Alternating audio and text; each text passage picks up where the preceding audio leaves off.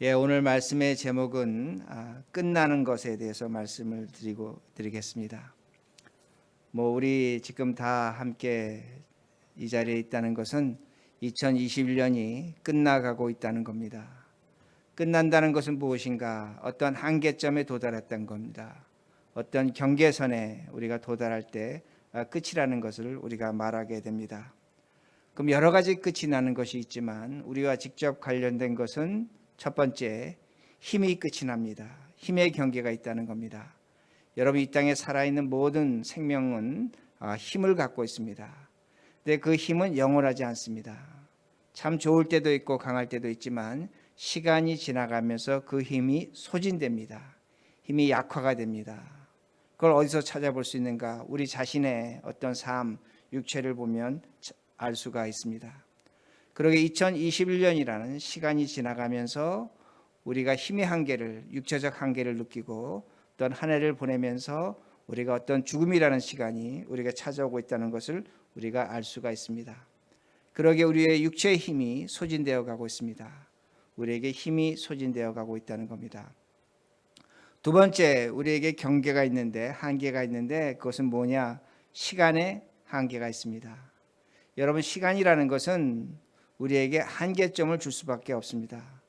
그러게 우리가 무덤에 가보면 비석에 그 시간의 표시가 있습니다. 언제 태어나서 언제 죽었다는 시간의 표시가 있습니다. 수명이 있다는 말씀이 됩니다. 그건 뭐냐면 우리는 시간이란 한계점을 넘어가지 못합니다. 시간의 그 경계선 속에 우리는 살아갈 수밖에 없다는 것을 알 수가 있습니다. 그러기에 우리는 영원이란 단어를 쓰지만 그 영원이라는 걸 경험할 수도 없고 알 수도 없고 또한 느낄 수도 없습니다. 있다는 건 압니다. 그러나 그 영원이라는 시간은 우리하고 관계없다는 것을 우리가 알 수 있습니다. 왜냐하면 우리가 2021년 마지막 시간을 보내고 있는데 이 시간은 두 번 다시 돌아오지 않습니다. 이 시간이 우리에게 돌아올 수 있다면 우리는 영원합니다. 그러나 이 시간은 두 번 다시 돌아오지 않습니다. 그러기에 우리는 시간의 경계선 속에 살아갈 수밖에 없습니다. 세 번째는 우리에게 마음의 경계선이 있습니다. 여러분이 너무나 잘 아시는 것처럼 자기 자신을 자기가 이기지 못합니다. 자기 마음을 자기가 통솔하지 못합니다. 억제하지 못합니다. 절제하지 못합니다. 분이 났는데 분을 내면서 이것은 해야 될 일이 아니라는 걸 알면서도 분을 절제하지 못합니다. 내 마음을 내가 통제하지 못한다는 겁니다. 내 마음의 경계선을 내가 만들어 놓고 살아가는 모습이 있다는 것입니다. 그러게 우리는 우리 자신을 이기지 못합니다. 그러게 내가 나에게 졌기 때문에 우리는 후회가 있고 슬픔이 있고 미련이 있고 아픔이 있습니다. 2021년이라는 시간을 보내면서 우리의 경계선 한 가지가 있는데 그것이 뭐냐? 우리 마음이라는 것을 분명히 알 수가 있습니다. 그러게 우리는 우리의 육체로 인해서 2021년 마지막에 소진되어 가고 있는 우리의 모습을 봅니다. 2021년 마지막에 우리는 그 시간의 경계선 속에서 두 번 다시 돌아오지 않는 2021년을 바라보며 후회하고 있습니다. 또한 우리 2021년 마지막 날에 우리가 갖고 있는 그 마음의 경계선을 우리가 넘지 못하기에 우리는 다시 한번 후회하며 있다는 말씀이 됩니다. 그런데 오늘 본문은 우리에게 이렇게 말씀하십니다. 빌립보서 1장 6절의 말씀인데 너희 안에서 착한 일을 시작하신 이가 너희 안에서 착한 일을 시작하신 이가 있다는 겁니다. 그 시작이 있는데 그 예수 그리스도 예수께서 마지막 날까지 우리 안에서 착한 일을 이루실 줄을 확신한다고 말씀합니다. 이 말씀 너무나 간단한 겁니다. 너무나 쉬운 겁니다. 예수님이 우리를 위해서 십자가에 죽고 부활하심으로 우리를 구원하셨습니다. 착한 일을 하셨다는 겁니다. 구원이 착한 일이라는 겁니다. 근데 그 착한 일을 하신 예수 그리스도께서 이 세상 마지막 때까지 끝날까지 우리에게 착한 일을 하신다고 분명히 말씀하십니다. 여기서 착하다는 것은 헬러 아가토스라는 단어를 썼는데 선하다는 겁니다. 하나님이 우리에게 선한 일을 하신다는 겁니다. 지금도 하나님 우리에게 선한 일을 하고 계시는 중이라고 성경은 말씀하고 있습니다. 그런데 제가 좀 전에 말씀드린 것처럼 2021년의 마지막 날을 보내면서 하나님이 우리에게 그렇게 착한 일을 하신 것 같지 않습니다. 우리에게 그렇게 선한 일이 나타나지 않고 있다는 말씀이 됩니다. 여러분, 우리가 이미 겪고 있습니다. 우리가 2021년 이때쯤 되면 우리는 팬데믹이 끝날 줄 알았습니다. 그리고 과거로 돌아가서 일상으로 돌아가서 우리는 과거와 같이 살 줄로 그렇게 생각을 했습니다. 그런데 우리 현실에 하나님의 착한 일이 나타나지 않았습니다. 여러분 2021년 시작할 때 1월 달에 어떻게 기도했습니까? 하나님 올 한 해에 저에게 힘을 주시고 도움을 주셔서 하나님의 선하심으로 말미암아 이 한 해를 잘 보낼 수 있게 해달라고 분명히 기도했습니다. 근데 하나님의 착하심은 나타나지 않았다는 겁니다. 그러면 하나님은 성경은 우리에게 분명히 말씀하는 게 뭐냐면 하나님이 착한 일을 하고 계신다는데 왜 우리는 우리 현실에서 착한 일을 느끼지 못하는가입니다. 왜 하나님의 선하심을 느끼지 못하는가입니다. 왜 2021년을 우리가 우리의 육체의 경계선에서 우리의 힘은 소진되어 가고 우리의 시간은 두 번 다시 돌아오지 않고 더 나아가서 우리의 마음을 후회와 아픔으로 마무리해야 되는가입니다. 하나님의 착하심은 어디에 있는가 질문할 수밖에 없다는 겁니다. 만약에 오늘 우리에게 하나님의 착하심이 나타난다면, 선하심이 나타난다면 2021년 보내면서 우리는 정말로 기뻐하고 감사해야 됩니다. 그런데 그것이 있다는 겁니다. 우리가 기뻐하고 감사할 일이 하나님의 착하신 일 우리 가운데 있다는 것을 우리는 성경을 통해서 분명히 알 수 있습니다. 그것을 알려준 사람이 누구냐? 선지자 엘리야가 됩니다. 엘리야가 됩니다. 무엇으로 하나님께서 그에게 착한 일을 하셨는가입니다. 우리가 잘 아는 사건입니다. 엘리야가 바알 선지자 400명과 아세라를 섬기는 선지자 450명을 죽였습니다. 근데 그 소식을 들은 이세벨이 뭐라고 얘기했냐면 내가 저 엘리야를 반드시 죽이겠노라. 그 말을 들었습니다. 그 말을 들었을 때 엘리야가 너무나 두려워서 너무나 힘들어서 그가 호렙산 동굴에 올라가서 죽겠다고 하는 겁니다. 동굴 속에 들어서 나오지 않겠다는 겁니다. 나는 이 자리에서 죽겠다고 그렇게 얘기합니다. 왜 그런가 여러분 생각해 보시기 바랍니다. 하나님의 착한 일이 하나님의 선하심이 나타나지 않은 겁니다. 그러기에 지금 악이 찾아온 겁니다. 죽음이 찾아오고 공포가 찾아오고 두려움이 찾아온 겁니다. 그러기에 그는 동굴에 들어가서 죽겠다고 얘기하는 겁니다. 여러분 유대인에게 동굴은 무덤입니다. 그 무덤 그건 뭘 상징하냐면 고민입니다. 슬픔입니다. 두려움입니다. 나는 거기에 빠져서 나오지 못한다는 겁니다. 그러기에 그가 그 동굴 속에서 죽겠다고 얘기하는 겁니다. 그러면 그에게 하나님께서 착한 일을 안 보여주셨는가 합니다. 보여주셨습니다. 우린 성경을 통해서 그가 하나님의 선하심으로 말미암아 그가 이루어낸 일을 알고 있습니다. 죽은 자를 살렸습니다. 하늘에서 불이 내리게 했습니다. 과부의 기름병이 마르지 않도록 했습니다. 그리고 가뭄에서 비를 내린 자입니다. 분명히 하나님께서 그에게 선하심, 착하심을 보여주었습니다. 그런데 이상한 건 뭐냐면 그렇게 하나님의 선하심과 착하심을 경험했음에도 불구하고 그에게 어려움이 생겼을 때, 악이 찾아왔을 때 그 모든 사건을 그가 잊어버리는 겁니다. 기억하지 못하는 겁니다. 절망하며 죽겠다고 얘기하는 겁니다. 하나님은 그에게 기적을 보여주셨습니다. 능력을 보여주셨습니다. 그런데 그에게 악함이 찾아왔을 때 그걸 이기지 못하는 모습을 엘리야가 분명히 보여줍니다. 그런데 그가 동굴에 있을 때 하나님이 나타나셨습니다. 나타나셨는데 어떻게 나타나셨는가? 세 가지로 나타나셨는데 강한 바람으로 지진으로 불로 그렇게 나타나셨습니다. 근데 우리가 그 성경 구절을 기억해 보시면 어떤 내용이 나오냐면 강한 바람이 나타나서 바위를 쪼개고 산을 갈랐는데 그 바람 가운데 하나님이 계시지 않더라는 겁니다. 또한 그 바람이 지나간 후에 지진이 났는데 지진 후에도 하나님이 계시지 않더라고 얘기하는 겁니다. 그리고 지진이 난 후에 불이 있었는데 불이 난 후에도 하나님이 없다고 얘기하는 겁니다. 여러분 성경에서 바람과 지진과 불은 하나님의 임재를 나타내는 것입니다. 하나님은 계셨다는 겁니다. 그런데 엘리야는 하나님을 발견하지 못했습니다. 성경은 하나님이 없다고 얘기하는 겁니다. 그런데 이상하게도 그 다음 구절을 보면 뭐가 나오냐면 하나님께서 호렙산 동굴에 있는 엘리야에게 세밀한 음성으로 말씀하셨다고 합니다. 세밀한 음성이 들렸다는 겁니다. 여러분 세밀한 음성은 히브리어로 보면 어떤 의미가 되냐면 귀로 들었다는 것이 아닙니다. 마음으로 들었다는 겁니다.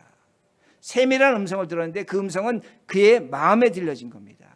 그의 양심에 들려진 겁니다. 그의 영혼에 들려졌다는 말씀이 됩니다. 그리고 그 세밀한 음성을 듣고 그 엘리야가 동굴에서 나옵니다. 죽음에서 나옵니다. 고민에서 나옵니다. 슬픔에서, 억울함에서 나온다는 말씀입니다. 왜냐하면 엘리야는 그 세밀한 음성으로 하나님의 착하심, 하나님의 선이 무엇인지 확실히 알게 됐다는 말씀입니다. 여러분, 제가 좀 전에 말씀드린 것처럼 엘리야에게 기적이 있었습니다. 하늘에서 불이 내리고 죽은 자가 살아나고 과부의 기름병이 마르지 않고 가뭄이 해결됐습니다. 그것보다 더 귀한, 정말로 귀한 하나님의 착하심이 뭐냐? 바로 세밀한 음성이라는 겁니다. 그걸 듣고 동굴에서 나온 겁니다. 여러분, 오해하시면 안 됩니다. 우리가 기도하면 응답하십니다. 여러분의 소원 하나님께서 들어주십니다. 여러분이 간절히 원하고 바라는 걸 하나님이 역사하십니다. 그런데 하나님의 가장 착하심 중에 착하심 뭐냐? 오늘도 세밀한 음성으로 우리에게 말씀하신다는 겁니다. 여러분, 엘리야는 그걸 겪었음에도 불구하고 그건 동굴에서 나오지 못했습니다. 근데 그를 동굴에서 끌어내는 것, 슬픔과 어려움과 아픔에서 끌어내는 것은 뭐냐? 하나님의 세밀한 음성이라고 그렇게 말씀하고 있습니다. 여러분, 우리 2021년 맞이하면서 우리 분명히 겪고 있습니다. 우리의 육체의 힘이 소진되어 가고 있습니다. 죽음의 날은 가까이 오고 있습니다. 우리의 시간은 영원하지 않습니다. 우리가 시간의 경계선을 넘어가지 못합니다. 더 나아가서 우리 마음 우리가 이겨내지 못합니다. 나는 이렇게도 해보고 저렇게도 해보고 정말로 내 자신 절제하며 살아보려고 하지만 그렇게 되지 않는다는 겁니다. 그런데 성경은 우리에게 가르쳐 줍니다. 하나님의 세밀한 음성이 우리에게 들려지고 있다는 겁니다. 하나님의 세밀한 음성이 있다는 겁니다. 그 소리는 뭐냐? 귀에 쩡쩡 들리는 것이 아니라 우리 마음에, 우리 양심에, 우리 영혼에 들려지는 하나님의 음성이 됩니다. 여러분, 그 음성이 있다는 겁니다. 그 음성 아주 간단합니다. 너무나 쉬운 겁니다. 오늘도 뭐라고 말씀하시냐면 그 음성을 들으면 우리가 죽음에서 부활할 것이라고 말씀하십니다. 죽음을 이기는 자라고 말씀합니다. 죽음에서 우리의 생명이 끝나는 것이 아니라 그 죽음 너머에 영원한 생명을 얻을 수 있는 것이라고 성경은 우리에게 가르쳐주고 있습니다. 그걸 믿으라고 말씀하는 겁니다. 오늘도 우리가 시간의 경계선을 넘어가지 못합니다. 그리고 2021년 두 번 다시 돌아오지 않습니다. 그러나 하나님은 말씀하십니다. 내가 예수 그리스도로 말미암아 너에게 은혜의 시간, 영원한 시간, 생명의 시간을 주셨다고 말씀합니다. 그걸 믿으라고 말씀하는 겁니다. 세밀한 음성이 우리에게 들려주는 말씀이 됩니다. 오늘도 우리는 우리를 절제하지 못합니다. 우리 마음을 이겨내지 못합니다. 그러게 후회와 두려움과 아픔으로 살아갑니다. 2021년이 그렇게 됐다는 겁니다. 그러나 하나님의 세밀한 음성은 뭐라고 말씀하십니까? 너희 마음에, 너 안에 내가 있다는 겁니다. 성령 하나님이 계시는 전이라고 말씀합니다. 오늘도 우리를 주장하시고 우리를 인도하신다고 분명히 말씀하십니다. 우리가 이 말씀을 받아들여야 됩니다. 그렇다면 2021년 우리 얼마든지 감사하고 얼마든지 기뻐할 수 있습니다.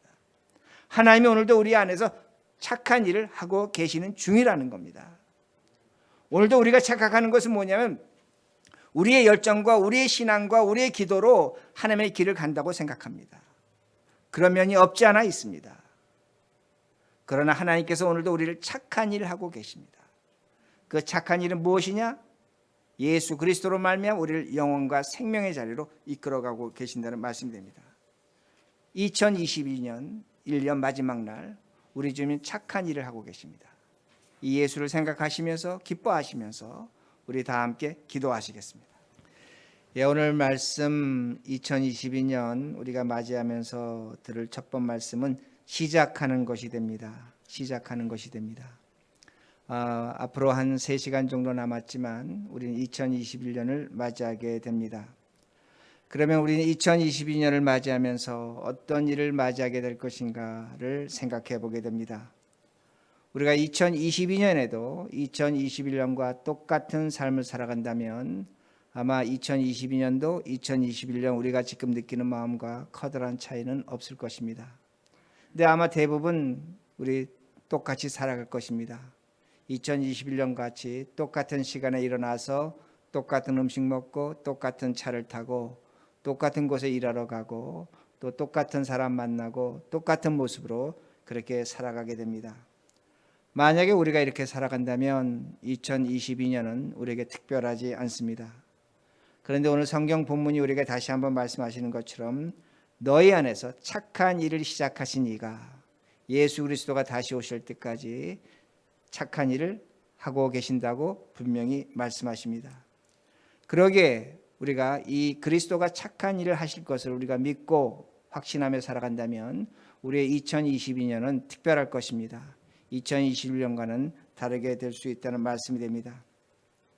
하나님은 우리에게 착한 일을 하시는데 우리가 착한 일을 하지 않는다면 우리는 하나님의 착한 일을 방해하는 사람이 됩니다. 그런데 하나님께서 착한 일을 하시기에 우리도 착한 일을 한다면 당연히 2022년은 정말로 특별할 수밖에 없습니다. 특별한 한 해가 된다는 말씀이 됩니다. 그러기에 하나님께서 우리가 착한 일을 하시기에 우리는 착한 일을 해야 된다는 말씀이 됩니다. 에베소서 2장 10절을 보면 뭐라고 말씀하냐면 그리스도 예수 안에서 우리가 새롭게 창조됐는데 새롭게 만들어졌는데 선한 일을 위해 만들어졌다고 그렇게 말씀합니다. 제가 이 말씀을 다시 푼다면 우리는 착한 일을 위해서 만들어졌다고 성경은 가르쳐주고 있습니다. 왜 예수 그리스도가 우리를 구원하셨는가? 무엇 때문에 구원하셨는가? 착한 일을 위해서 우리를 구원하신 하나의 목적이라는 것을 우리가 알 수가 있습니다. 그러면 우리는 어떻게 착한 일을 해야 되는가? 어떻게 착하게 살아야 되는가를 질문하게 됩니다. 그런데 이 착한 일에 대해서 가장 잘 설명하고 있는 것이 예수님 마태복음 25장에 나오는 달란트 비유가 됩니다. 달란트 비유가 됩니다. 우리가 가장 성경을 크게 오해하고 있는 성경 구절이 있다면 저는 이 달란트 비유 하나를 꼽습니다. 왜냐하면 우리는 달란트 비유를 어떻게 생각하냐면 하나님께서 우리에게 어떤 달란트를 주셨는데 그걸 사용해서 만들어내고 그걸 증폭시키면 하나님께서 상급을 받고 하나님께서 좋아하신다고 그렇게 생각을 합니다. 근데 우리가 성경을 해석할 때 성경의 위치를 잘 봐야 됩니다. 마태복음 25장이 있고 그 다음 26장에는 뭐가 나오냐면 예수님 십자가에 죽고 부활하시는 것입니다.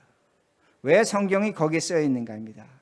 이 달란트의 비유는 우리가 뭘 만들어내는 것이 아니라 달란트의 비유는 뭐냐면 하나님의 살아계심을 믿는 것이 달란트의 비유입니다. 다시 말씀드립니다. 달란트의 비유는 하나님 살아계심, 예수 그리스도가 다시 오실 것을 믿는 것이 달란트의 비유라는 말씀이 됩니다. 그러기에 여러분 성경을 보시면 어떤 주인이 3명의 종들에게 달란트를 나눠줬습니다.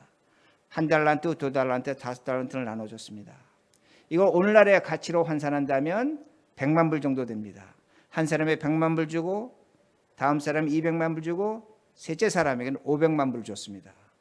아마 그 주인의 전 재산을 나눠준 겁니다. 자, 그리고 그 재산을 나눠주고 성경은 뭐라고 기록을 했냐면 그가 타국으로 떠났다고 합니다. 이 타국이란 단어가 이 성경 해석하는데 가장 중요한 단어가 됩니다. 이 타국이란 단어는 헬라어로 아포데모스라는 단어를 썼는데 아포라는 건 떠났다, 프롬이라는 의미가 되고 데모스는 데모스, 법적주의를 가진 사람들이 됩니다. 데모크라틱이라는 단어가 여기서 나왔습니다. 다시 말씀드린다면 로마를 떠났다는 겁니다. 로마를 떠난 것은 당시 로마 사람들이 어떤 의미가 되냐면 적국으로 간 겁니다. 야만인으로 간 겁니다. 식민지로 간 겁니다. 전쟁하러 간 겁니다. 그러니까 주인이 달란트를 나눠주고 떠난 이유는 뭐냐면 당시 로마의 귀족들은 고귀한 사람들은 적국에 가서 전쟁을 해야 됐습니다. 그러기에 적국에 간 겁니다. 그런데 적국을 가면서 전쟁하러 가면서 재산을 나눠준 겁니다. 근데 당시에는 어떤 일들이 있었냐면 그렇게 재산을 나눠줬는데 그 주인이 전쟁에 나가서 죽으면 그 재산이 종들의 것이 되기도 했습니다. 그런 비유가 성경에 유사한 것이 성경에 또 나오는 것을 우리가 알 수가 있습니다. 그러니까 주인의 목표는 뭔가입니다. 여러분, 주인의 목표는 자기 재산을 분리라는 게 아닙니다. 내가 살아서 돌아오는 것이 주인의 최고의 목표라는 겁니다. 돈이 필요하지 않다는 말씀됩니다. 그러게 종들에게 어떤 태도가 필요하냐면 주인이 살아서 돌아올 것을 믿고 주인이 있을 때처럼 일하는 겁니다. 이게 종들의 태도입니다. 그러게 주인은 돈을 나눠주는데 자신의 돈을 나눠주는데 너희들이 이 돈을 받고 내가 살아서 돌아올 때처럼 살아있는 것처럼 내가 여기 있는 것처럼 너희는 일하라는 겁니다. 그러게 달란트를 나눠준 겁니다. 그러게 한 달란트, 2달란트, 5달란트를 나눠줬다는 말씀입니다. 그런데 어떤 종들이 있었냐면 주인이 전쟁에 나갔습니다. 죽을 수 있다는 겁니다. 옆에 집 주인한테 가서 죽었습니다. 그러면 그 돈이 누구 것이 됩니까? 하인의 것이 되는 겁니다. 종의 것이 되는 겁니다. 어떤 종은 어떻게 생각하면 주인이 전쟁에 나가면 그가 돌아오지 않을 것이라는 겁니다. 전쟁에 죽을 것이라는 겁니다. 저 돈은 내 것이 될 수 있다는 겁니다. 그러기에 성경이 그 비유를 하는 겁니다. 그러기에 5달란트 받은 자는 5달란트를 만들어내고 2달란트 받은 자는 2달란트를 만들어내고 1달란트 받은 자는 어떻게 했습니까? 땅에 파묻었다고 말씀합니다. 오랜 세월이 지난 후에 주인이 돌아왔습니다. 5달란트를 만들어낸 자와 2달란트 만들어낸 자에게 착하고 충성된 종이라고 말합니다. 여러분 뭔가 말이 이상하지 않습니까? 착하고 충성되다고 했습니다. 만약에 주인이 돈을 많이로 만들어냈다면 너 잘했다, 수고했다, 나에게 많은 이익을 줬구나, 그렇게 얘기됩니다. 근데 착하고 충성되다고 하는 겁니다. 착하다는 의미는 뭐냐면 내가 너와 함께 있지 아니했음에도 불구하고 너는 나를 살아있는 자로 간주하고 내가 있을 때처럼 열심히 일을 해서 돈을 만들어냈다는 겁니다. 그러게 착하다는 겁니다.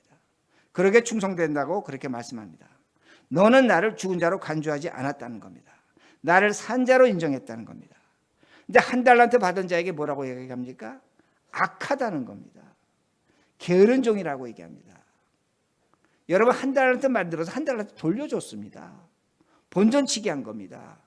악하다고 할 이유가 없는 겁니다. 근데 악하다고 한 이유는 뭐냐면 너는 내가 전쟁에 나가서 돌아오지 못하고 죽을 것으로 간주했다는 겁니다. 그러게 너는 이것이 네 돈으로 생각하고 넌 땅에 파묻었다는 겁니다. 너는 내가 있을 때처럼 일하지 않았다는 겁니다. 이걸 성경이 우리에게 분명히 간주합니다. 나를 죽은 자로 간주했다고 말하는 겁니다. 그러게 게으른 종이라고 말씀하는 겁니다. 그럼 착한 사람은 뭐냐입니다. 기독교의 착한 사람은 예수님이 살아계심을 믿는 겁니다. 하나님의 살아계심을 믿는다는 말씀입니다. 우리가 예수님의 살아계심을 믿는다면 우리 삶에서 예수님의 살아계심을 나타내야 된다는 말씀입니다. 하나님의 눈치를 보며 살아가는 겁니다. 제가 여러 차례 말씀드렸지만 신앙은 눈치 보는 겁니다. 기독교의 선은 뭐냐? 좋은 일하고 훌륭한 일하고 아름다운 일하는 것, 기독교의 선의 일부입니다. 그러나 기독교가 가르쳐주는 착한 일은 뭐냐면 하나님을 살아계심 믿고 사는 것이 착한 사람이라는 겁니다. 그걸 착한 사람으로 성경은 정의하고 있는 겁니다. 그럴 때 하나님이 우리에게 착한 일을 하시는 겁니다. 그 착한 일과 착한 사람을 만날 때 그야말로 시너지 효과가 나타나서 무엇인가 나타나는 겁니다. 그러기에 우리가 우리 모습을 통해서 하나님의 살아계심을 나타낸다면 하나님이 살아계신 겁니다. 우리 모습을 통해서 하나님의 살아계심을 나타내지 못한다면 하나님은 죽은 분입니다. 예수님은 죽은 분이라는 겁니다. 그걸 누가 판단하냐? 이게 중요한 겁니다. 누가 하나님이 살아계시고 누가 하나님이 죽었다고 얘기하는 내 입으로 100번 얘기해봐 소용없습니다. 내 옆에 사람이라는 겁니다. 세상 사람이라는 겁니다. 세상 사람이 우리의 모습을 보고 하나님은 살아계신구나. 그걸 우리가 나타내는 겁니다. 그럴 때 우리는 착한 사람이라는 겁니다. 제가 며칠 전에 그 CTS라는 TV에서 우연하게 광고를 봤습니다. 기독교 방송입니다. 그 광고는 뭐였냐면 젊은 세대를 위한, 다음 세대를 위한 광고였습니다. 왜 그러냐면 한국교회가 지금 저출산입니다. 그리고 젊은 사람이 교회를 떠났습니다. 그러니까 젊은 사람들과 그리고 그 저출산을 막기 위해서는 기독교 교육이 필요하다는 겁니다. 기독교 학교를 세워야 된다는 겁니다. 저는 100% 동의합니다. 근데 그 다음에 보여주는 광고를 보고 저는 굉장히 실망했습니다. 계속 어떤 광고를 보여주냐면 어린아이들이 교회에서 열심히 기도하고 찬양하고 통성 기도하고 예배 드리는 모습을 계속 보여줍니다. 제가 그게 나쁘다는 게 아닙니다. 광고를 잘못하고 있다는 겁니다. 세상 사람들이 그것을 보고 예수님의 착한 행실을 느끼지 못한다는 겁니다. 우리끼리는 느낄 수 있습니다. 우리끼리는 문제가 없다는 겁니다. 그런데 저는 그 모습을 보고 한국교회도 그렇고 한국교회들도 그렇고 CTS도 그렇고 왜 젊은 세대가 교회를 떠나는지 모르고 있다는 겁니다. 그 광고는 예수님의 살아계심을 나타내는 광고가 아닙니다. 어떤 말씀이냐면 우리가 하나님의 살아계심, 예수님의 살아계심을 나타내려면 월요일부터 토요일까지 착한 일 하는 걸 보여줘야 됩니다. 성실하게 정직하게 사회적 책임과 의무를 다하는 것을 세상 사람들이 봐야 한다는 겁니다. 그걸 안 보여줍니다. 그래서 기도하고 찬송하고 예배드리는 게 뭐가 잘못됐습니까? 잘못된 건 없습니다. 그러나 하나님의 살아계심을 세상에 보여주는 건 아닌 겁니다. 우리끼리 보고 느낄 수밖에 없다는 말씀이 됩니다. 우리의 삶을 통해서 하나님의 착하심을 나타내야 됩니다. 그래야만 세상 사람들이 하나님의 살아계심을 보고 그것을 보고 우리 교회가 새로워질 수 있다는 겁니다.